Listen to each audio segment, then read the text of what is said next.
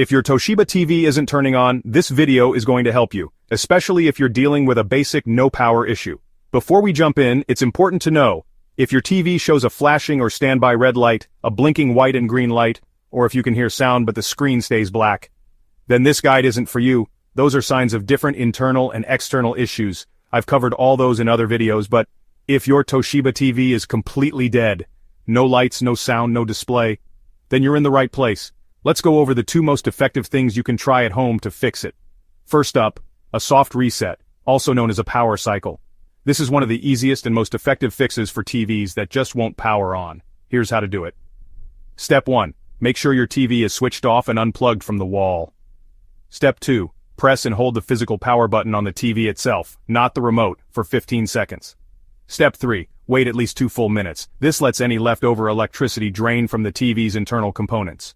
Step 4. Plug the TV back in, and try turning it on using the power button on the TV. It might sound simple, but this soft reset clears temporary glitches and can often bring your Toshiba TV back to life. If that didn't work, the next thing to check is the power supply. Sometimes the issue isn't the TV itself, it's how it's getting power. Here's what to do. First, plug the TV directly into a wall outlet. Avoid using power strips, surge protectors, or smart plugs. They can sometimes block enough power from reaching the TV. Try using a different outlet, preferably one across the room, just to rule out a faulty socket. Next, inspect your power cord. Look for kinks, damage, or wear. If you have a compatible spare, try swapping it.